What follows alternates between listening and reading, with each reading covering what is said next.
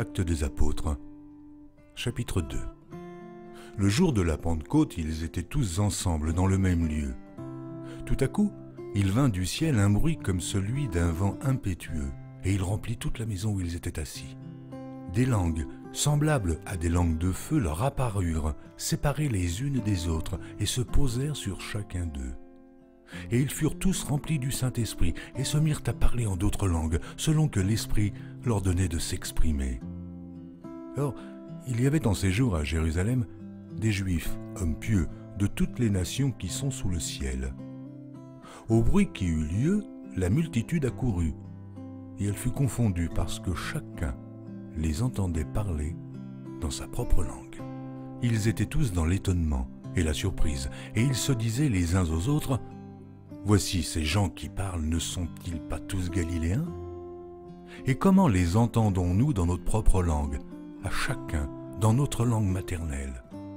Partès, Médès, Élamites, ceux qui habitent la Mésopotamie, la Judée, la Cappadoce, le Pont, l'Asie, la Phrygie, la Pamphylie, l'Égypte, le territoire de la Libye voisine, de Cyrène, et ceux qui sont venus de Rome, juifs et prosélytes, crétois et arabes, comment les entendons-nous parler dans nos langues des merveilles de Dieu? Ils étaient tous dans l'étonnement et, ne sachant que penser, ils se disaient les uns aux autres, « Que veut dire ceci ?» Mais d'autres se moquaient et disaient, « Oh, ils sont pleins de vin doux. » Alors Pierre, se présentant avec les 11, éleva la voix. Il leur parla en ces termes. « Hommes juifs, et vous tous qui séjournez à Jérusalem, sachez ceci, et prêtez l'oreille à mes paroles. Ces gens ne sont pas ivres, comme vous le supposez, car c'est la 3e heure du jour. Mais c'est ici ce qui a été dit par le prophète Joël. Dans les derniers jours, dit Dieu, je répandrai de mon esprit sur toute chair. Vos fils et vos filles prophétiseront. Vos jeunes gens auront des visions et vos vieillards auront des songes. Oui, sur mes serviteurs et sur mes servantes, dans ces jours-là, je répandrai de mon esprit et ils prophétiseront. Je ferai paraître des prodiges en haut dans le ciel et des miracles en bas sur la terre, du sang, du feu et une vapeur de fumée. Le soleil se changera en ténèbres et la lune en sang, avant l'arrivée du jour du Seigneur, de ce jour grand et glorieux. Alors, quiconque invoquera le nom du Seigneur sera sauvé. Hommes israélites, écoutez ces paroles. Jésus de Nazareth, cet homme à qui Dieu a rendu témoignage devant vous par les miracles, les prodiges et les signes qu'il a opérés par lui au milieu de vous, comme vous le savez vous-même, cet homme, livré selon le dessein arrêté et selon la prescience de Dieu, vous l'avez crucifié.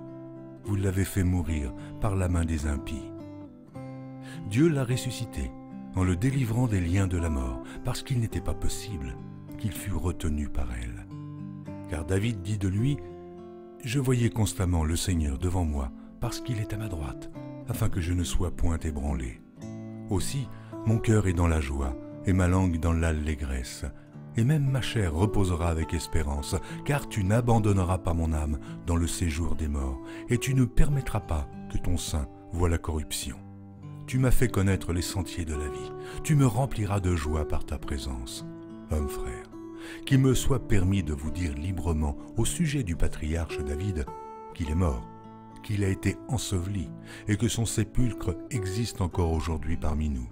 Comme il était prophète et qu'il savait que Dieu lui avait promis avec serment de faire asseoir un de ses descendants sur son trône, c'est la résurrection du Christ qu'il a prévue et annoncée en disant qu'il ne serait pas abandonné dans le séjour des morts et que sa chair ne verrait pas la corruption. C'est ce Jésus que Dieu a ressuscité. Nous en sommes tous témoins. Élevé par la droite de Dieu, il a reçu du Père le Saint-Esprit qui avait été promis, et il l'a répandu, comme vous le voyez et l'entendez. Car David n'est point monté au ciel, mais il dit lui-même, le Seigneur a dit à mon Seigneur, « Assieds-toi à ma droite, jusqu'à ce que je fasse de tes ennemis ton marchepied. » Que toute la maison d'Israël sache donc avec certitude que Dieu a fait Seigneur et Christ, ce Jésus que vous avez crucifié. Après avoir entendu ce discours, ils eurent le cœur vivement touché, et ils dirent à Pierre et aux autres apôtres, « Hommes frères, mais que ferons-nous » Pierre leur dit « Repentez-vous, et que chacun de vous soit baptisé au nom de Jésus-Christ pour le pardon de vos péchés, et vous recevrez le don du Saint-Esprit.